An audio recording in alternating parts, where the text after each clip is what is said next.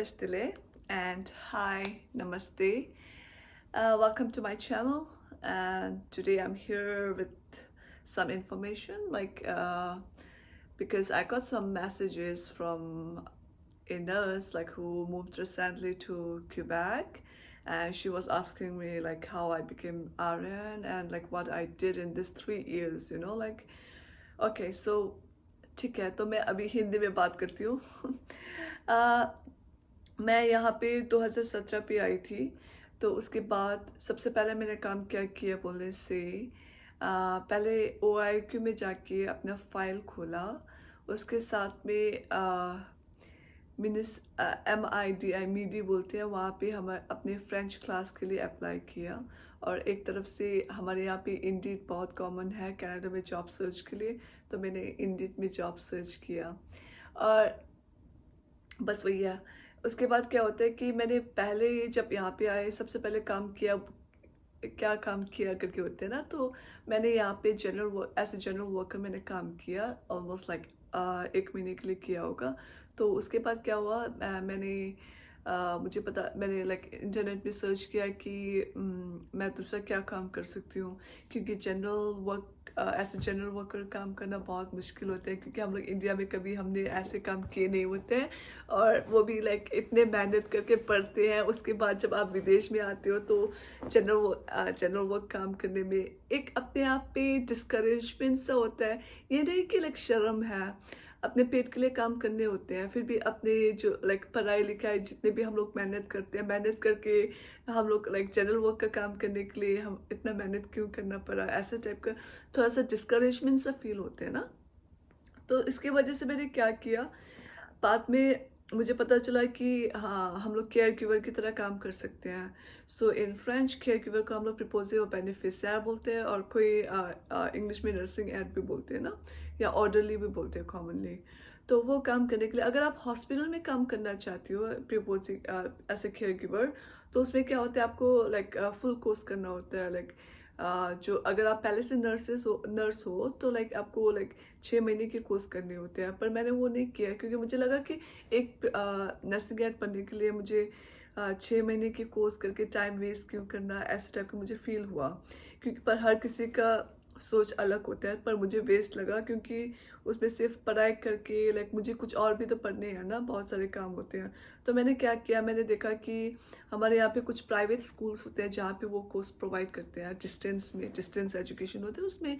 तो आपको हर रोज़ स्कूल जाने की ज़रूरत नहीं होता, या आप वीकेंड में कर सकते हो, ऐसा होता है। और वो कोर्स जल्दी ख़त्म हो जाती है, उसमें आपको सर्टिफिकेट्स वगैरह मिल जाते हैं। तो आप प्राइवेट एजेंसीज होते हैं, बहुत सारे प्राइवेट एजेंसीज हैं, जिसमें एक में अगर मैं आपको बोलूँ तो इक्विनॉक्स है, और यहाँ पे होम केयर सॉल्यूशंस है, होम केयर असिस्टेंट्स है, बहुत सारे एजेंसीज हैं जिसमें आप जॉब के लिए अप्लाई कर सकते हो।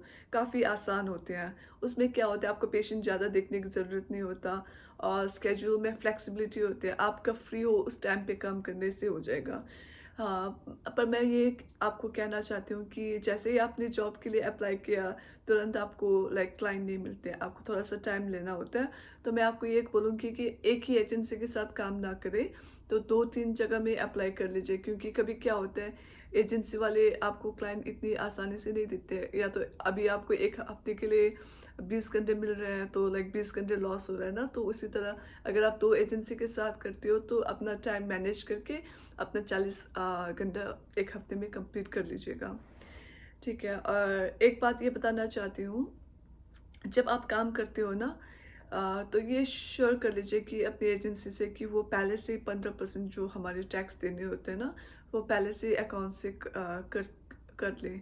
क्योंकि क्या होता है, अगर आप वो बाद में वो लोग अकाउंटेंट जो है ना, अगर आपके टैक्स पहले से नहीं काटते ना, उसमें क्या होता है, जब आप फाइनल टैक्स फाइलिंग जब करते हो ना, तब क्या होता है, आपको बहुत सारे टैक्स देने होते हैं। और किसी किसी की ये आदत होती है कि पैसे खर्चा ज़्यादा करते हैं ना, तो उसमें क्या, पैसे ज़्यादा खर्च करने से बाद में अचानक से जब आप फाइलिंग करते हो तो गवर्नमेंट वाले बोलते हैं ओके आपको 5,000 देना पड़ेगा। तो ऐसे करते समय मुश्किल होती है। या तो आप हमेशा जब आपकी सैलरी आती है ना, तो सैलरी के कुछ पोर्शन सेविंग में डाल दीजिएगा। इसमें क्या होता है, जब आप एनुअल फाइलिंग करते हो टैक्स की, तब अगर आपको पैसे देने की ज़रूरत है, आपको लाइक टेंशन लेने की ज़रूरत नहीं, कि अपनी सेविंग जो रखी है वो दे देना। तो मैं यही बोलना चाहूँगी। ठीक है, तो काम का हो गया वही है, तो वैसे करके आप एजेंसी में काम करके हो जाएगा आपका गुजारा। और एक साथ में ये है कि फ्रेंच की बात कीजिएगा। तो अगर आप फ्रेंच सीखना चाहते हो तो आप मीडी में अब जब अप्लाई करते हो तो वो लोग आपको बता देंगे कि कौन से स्कूल में जाने हैं, जो भी है। और मैं ये कहूँगी कि अगर आप फ्रेंच सीखते हो तो इसमें एडवांटेज क्या होती है, आप जैसे ही आते हो फ्रेंच में ध्यान दीजिएगा। उसमें क्या होता है, जब आप आके फ्रेंच में फोकस करते हो ना, तो एक वो जोश सा बना रहता है। अगर आप उस टाइम पे, उस पहले साल में अगर आप फ्रेंच में ध्यान नहीं देते हो या काम करने लग जाते हो, बस पैसे पैसे बोलने लगते हो ना, तो क्या होता है, आपका पहला साल वेस्ट होता है। उसमें अगर आप फ्रेंच नहीं सीखते हो तो आपका नर्सिंग की जो प्रोसेस हो ना, वो पीछे रह जाती है। तो मैं ये कहूँगी कि आप काम कीजिए पर फ्रेंच भी ज़रूर पढ़िएगा। तो क्या होता है, आपका टाइम सेव होगा। तो फ्रेंच पढ़ने के लिए स्पेशली मैं ये कहूँगी कि आप कम से कम लेवल 6 कंप्लीट कर लीजिएगा, क्योंकि जब तक आप फ्रेंच के लेवल 6 कंप्लीट करते हो तब तक आपको OIQ वाले आपको डिसीजन लेटर दे देते हैं। तो क्या होता है, डिसीजन लेटर में अगर आपको वो बोले कि लाइक इंटीग्रेशन प्रोग्राम करने हैं 6 महीने की या 40 दिन की, जितने भी हैं, तो आपको फ्रेंच आते हैं, तो आपको लाइक हॉस्पिटल्स में अगर आपको इंटर्नशिप करना पड़े या कुछ भी हो, तो अगर आप फ्रेंच बोलते हो थोड़ा बहुत तो आपको ज़्यादा आसानी होगी। और स्कूल में एडमिशन तो बिना लेवल 6 कंप्लीशन की आपको एडमिशन मिलेगी नहीं, तो वो बात है। तो फ्रेंच में मैं ये बताना चाहती हूँ, गवर्नमेंट की तरफ से आपको जब फ्रेंच फुल टाइम करते हो ना, तो गवर्नमेंट की तरफ से आपको थोड़ा सा फाइनेंशियल असिस्टेंस मिलती है, तो थोड़ा बहुत पैसे उसमें से भी मिल जाएंगे। और दूसरी ये है कि जो आपकी पब्लिक ट्रांसपोर्ट यूज़ करने के लिए जो ऑफर्स कार्ड होते हैं ना, उसमें भी आपको 60% की डिस्काउंट मिल जाती है, जिसमें आपको सिर्फ 40% पे करने आते हैं, तो आप उसमें से आप पैसा थोड़ा सा सेव कर लेते हो। और तो मैं ये कहना चाहती हूँ, अब फ्रेंच स्कूल जब जाते हो, मैं आपको ये सजेस्ट करती हूँ। ज़्यादातर हमारे यहाँ पे क्या होता है, अच्छा तुम भी इंडिया इंडिया से हो, मैं भी इंडिया से, तो आप लोग हिंदी में बात करने लग जाते हो। पर आई डोंट नो, मैं ये नहीं कहूँगी कि सब लोग हिंदी में ही बात करते हैं, पर मैं बस यही कहना चाहती हूँ कि सेम नेशनलिटीज है करके आप ना ये ना करें कि लाइक इंडियन इंडियन साथ में रहे, नेपाली है तो नेपाली नेपाली साथ में रहे, ऐसा ना करते हुए आप लाइक दूसरे देश से जितने भी लोग आए हो ना, उनसे बात कीजिए और उन लोगों से दोस्ती बनाइए। तो इसमें क्या होता है, वो आप लोग दोनों के कॉमन लैंग्वेज नहीं होने के कारण फ्रेंच कॉमन लैंग्वेज बन जाते हैं। तो इसमें क्या होता है, आप लोगों की थोड़ा बहुत स्पीकिंग में प्रैक्टिस हो जाती है। और दूसरे कल्चर्स में लाइक कैसे होते हैं, वो सब सीख बहुत कुछ सीखने को मिलते हैं जब आप किसी और देश के लोगों से दोस्ती करने की कोशिश करते हो ना। ठीक है, तो एक ये बात है। और फ्रेंच अच्छे से सीखिएगा, लेवल 6 कंप्लीट, कम से कम लेवल 6 कंप्लीट कीजिएगा। मुझे पता है कि स्टार्टिंग में आपको लगेगा कि यार मैं यहाँ कहाँ फंस गई। तो ये है। तो एक साथ में जब आप, तो जैसे जैसे आप फ्रेंच की लेवल 6 कंप्लीट करते हो ना, तब तक आपको OIQ वाले आपको डिसीजन लेटर दे ही देंगे ना। तो OIQ वाले जब आपको डिसीजन लेटर देंगे तो आपको क्या होता है कि लाइक कॉलेज के लिए अप्लाई करना होता है ना, लाइक जहाँ अगर आपको बोले कि ब्रिजिंग प्रोग्राम 6 महीने की करनी है, तो यहाँ पे ब्रिजिंग प्रोग्राम सिर्फ एक ही कॉलेज है हमारे लिए, वो है जॉन एबॉट कॉलेज। तो मैं जॉन एबॉट कॉलेज में एडमिशन कैसे लेने हैं, उसका प्रोसेस क्या है, उसके लिए मैं अलग से आपको वो कर देती हूँ, आई मीन एक अलग से वीडियो बना देती हूँ, ताकि आपको लाइक थोड़ा ज़्यादा डिटेल हो ना कि लाइक किस तरह से करना है। हर किसी को जॉन एबॉट में जाने की ज़रूरत नहीं पड़ती है ना, तो इसलिए मैं इस वीडियो में शॉर्ट बनाती हूँ, क्योंकि ज़्यादा लंबी हो जाएगी नहीं तो ना। तो मैं इसलिए वही है, अगर आपको देखना है कि जॉन एबॉट में एडमिशन किस तरह से मिल सकती है, तो मैं आपको अलग से वीडियो बनाती हूँ, तो उसमें आप ज़रूर वीडियो देखिएगा। और अगर आपको कुछ भी डाउट हो ना, तो ज़रूर लाइक इसमें कमेंट्स कर दीजिएगा, वो मेरे लिए ज़्यादा आसानी होगी। तो उस कमेंट के मुताबिक मैं आपको जवाब दे दूंगी वीडियो बना के या कुछ भी करके। अगर टाइम ना मिला तो उसी उसी कमेंट में मैं आपको रिप्लाई भी कर सकती हूँ ना। ओके, तो इस तरह से मैंने नर्सिंग इंटीग्रेशन प्रोग्राम किया। तो इंटीग्रेशन प्रोग्राम करने के बाद मैंने तो इंटीग्रेशन प्रोग्राम करने के बाद आपको मैंने हमेशा बोला है कि आपको CPNP का स्टेटस मिल जाते हैं।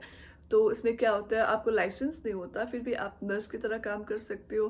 तो उसमें कुछ रिस्ट्रिक्शन होते हैं, लाइक जो आप काम नहीं कर सकती हो, पर आपको एक्सपीरियंस भी गेन होते हैं।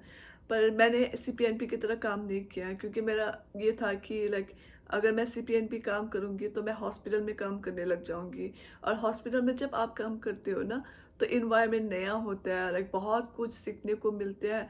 और लाइक बहुत सारे लोगों के साथ एडजस्टमेंट करने होते हैं। अगर आपके पास ज़्यादा टाइम नहीं है, अगर आप अम, आपकी एग्ज़ाम्स 2-3 महीने बाद है और अभी आप नई हॉस्पिटल में काम करने जा रहे हो, तो इसमें क्या होता है, स्ट्रेस लेवल बहुत ज़्यादा होता है। और ज़्यादातर लोगों को, अगर आपको स्ट्रेस हो ना, तो आप पढ़ नहीं पाते हो। तो इसकी वजह से मैंने सीपीएनपी की तरह कभी काम नहीं किया। तो मेरा फोकस ये था कि मुझे लाइसेंस क्लियर करनी है। तो मैंने लाइसेंस के लिए काम किया, और साइड साइड में मैंने ऐसा केयर गिवर मैंने काम किया ना। तो इस तरह से मैंने दोनों तरफ, like income wise, like financial wise, and then अपने प्रोफेशन के लिए मैनेज किया। तो इस तरह से मैंने काम किया। जैसे ही मैंने लाइसेंस क्लियर कर लिया, तो मैंने जॉब के लिए अप्लाई किया, and then I clear my job. Okay, so like some people ask me about French. तो जब आप लाइसेंस क्लियर करते हो, तो आपको ना टेम्पररी लाइसेंस मिलते हैं। इसका मतलब ये नहीं कि आप लाइक प्रोफेशनली आप अनक्वालिफाइड हो। इसका मतलब ये है कि आपको बीइंग इन क्यूबैक, जो लाइक फ्रेंच हमारी जो लैंग्वेज ऑफिशियल फ्रेंच है, तो उसके वजह से फ्रेंच लैंग्वेज के लिए हमें फ्रेंच क्लियर करना होता है। फ्रेंच के रिक्वायरमेंट मैच करने के लिए दो होते हैं। एक, या तो आप हाई सेकेंडरी लेवल 5 कर सकते हो, या आप ओक्यूएलएफ क्लियर करनी होते हैं। तो ओक्यूएलएफ के लिए आजकल ये होता है कि ओक्यूएलएफ इज ऑल्सो लाइक आईएलटीएस, जिसमें क्या होता है, आपको like reading, writing, listening, speaking की टेस्ट होती है। तो और एक हाई सेकेंडरी होता है, जो कैनेडियन क्यूबेक के अंदर जो हाई सेकेंडरी बच्चे होते हैं, उन लोगों की स्टेटस की तरह उस लेवल में आपको क्लियर करने होते हैं, जो आप डिस्टेंस में भी कर सकते हो। तो मैंने क्या किया, मैंने डील के लिए, डिस्टेंस एजुकेशन के लिए मैंने अप्लाई किया था। तो लाइक उसमें भी वो लोग चेक करते कि आप किस लेवल में जा सकते हो ना।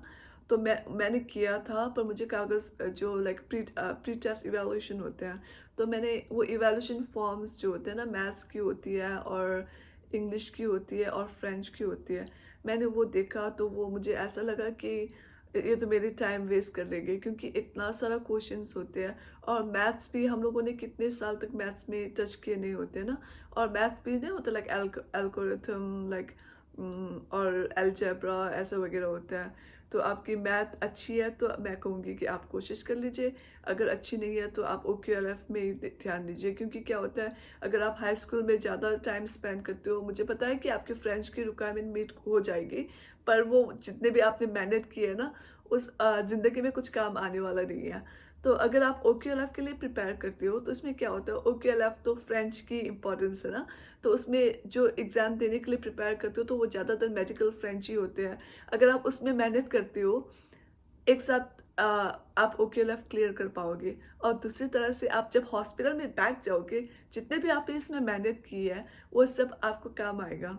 हॉस्पिटल में पेशेंट के साथ बात करते समय, या पेशेंट की केयर करते समय, तब ना आपको वो फ्रेंच जितने भी सीखे ना, वो काम आएगा।